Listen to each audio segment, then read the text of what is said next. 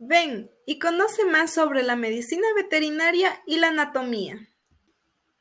Ven y Cuando Louis Pasteur dijo, la medicina humana cura al hombre, la veterinaria la humanidad. Él no dijo solo porque se lo escucha bonito, sino porque es una realidad. Ustedes verán el porqué. Hay muchas personas que creen que la veterinaria solo se trata de cuidar perros y gatos y hacer un parto a una vaca. Sin embargo, es mucho más que eso. Un veterinario es aquel que se encarga en prevenir, diagnosticar y tratar las enfermedades de los animales, incluso si estas pueden llegar a ser zoonóticas. Algo que tenemos que tener en cuenta es que la medicina veterinaria se remota en sus principios en Egipto. Los primeros médicos veterinarios y también de humanos nacieron ahí. Por esta misma razón, nos revelan que la veterinaria tuvo un desarrollo desde 19 años 1000 atrás, antes de Cristo, pero la medicina veterinaria estuvo primero que la medicina humana. Gracias a la veterinaria existen los médicos humanos de hoy en día. Inclusive, la primera cesárea registrada en la humanidad la hizo un médico veterinario. ¿Quiénes creen que están en las investigaciones científicas acerca del ébola, COVID-19 o la viruela del mono, que son las enfermedades actuales? Los médicos veterinarios tienen unos papeles muy importantes, ya que se encargan de la salud de nuestros animales y también trabajan por la agroalimentaria. Como la carne y el huevo son los alimentos de consumo animal, vienen por la mano de un veterinario.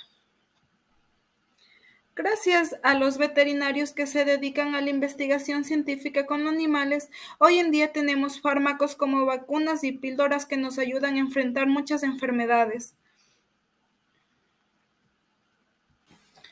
Desde el punto de vista de la medicina, una de las disciplinas que más impulso tomó durante el Renacimiento fue la anatomía, a la que se la había presentado en anteriores épocas, pero sin recibir el impulso y desarrollo que alcanzó en la época que nos ocupa.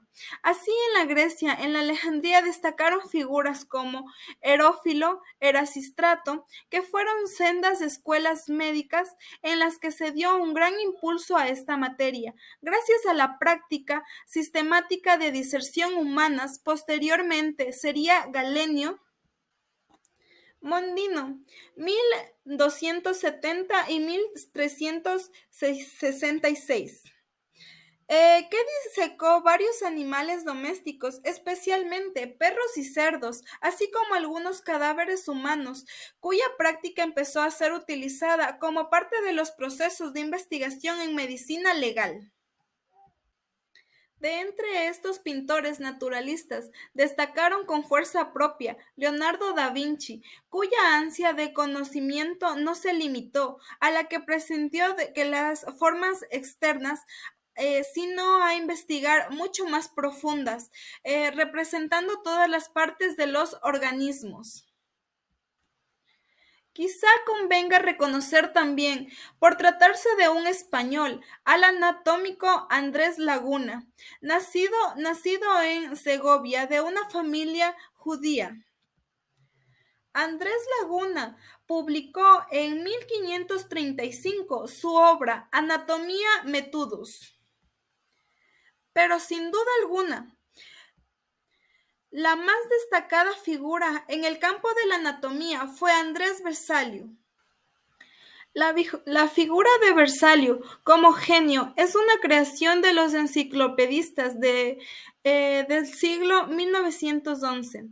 Su mérito real ha sido la edición de un tratado anatómico que no ha sido superado en su aspecto estático. Los estudios anatómicos y fisiológicos en Alberti, es decir, como ciencias fundamentales o básicas de la medicina animal, fueron escasos. Eh, los albaitares españoles nunca mostraron gran interés por ello, y los pocos que llevaron a cabo fueron muy superficiales, con grandes errores y en muchos casos inspirados en la anatomía humana, no No obstante, conviene realizar algún comentario sobre sus conocimientos en esta ciencia. Entre estos textos españoles de Albeitina, ocupa el primer lugar Fernando Calvo. Cada capítulo de este libro trata conjuntamente de la anatomía y fisiología a la que llama propiedades de los distintos órganos del cuerpo del caballo, expuestos en una mezcolanza confusa en la que predominan las funciones interpretadas según los más diversos autores de la antigüedad. Entre los sobresalen el son Aristóteles, Teonesto, San Isidoro, Constantino el Grande, Galenio, etc. Calvo no realizó en toda su vida una sola diserción, pues ninguna experiencia propia aporta en su obra, lo que explica la escasa imprecisa descripción de órganos y sistemas, con una total ausencia de grabados tan fundamentales en los estudios anatómicos. Un detalle más a favor de la falta de observaciones de direcciones mediante la práctica de diserciones. San Egaña, refiriéndose a una parte de la obra, dice que contiene nociones de anatomía a base de referencias, de datos falsos, sin comprobar personas y sin investigar direcciones.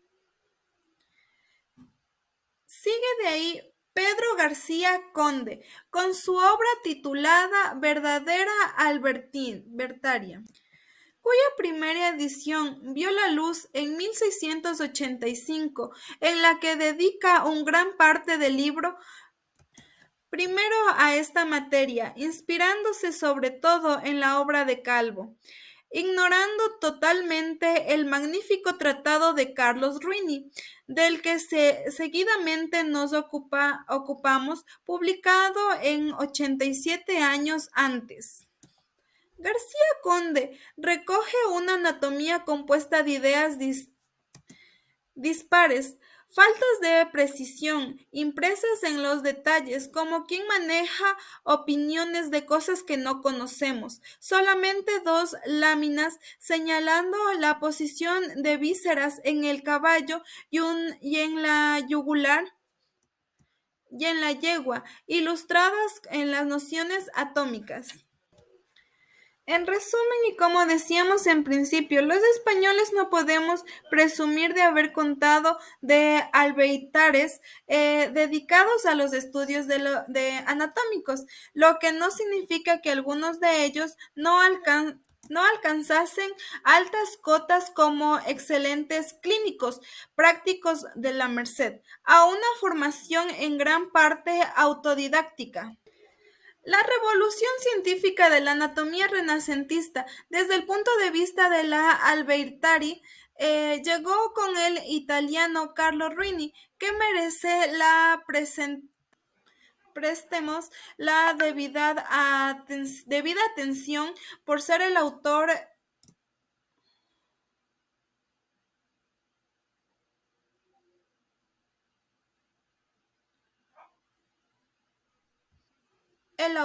del primer tratado anatómico del caballo, con altura científica y excelentes y numerosas ilustraciones, resultados de sus observaciones directas sobre el cadáver.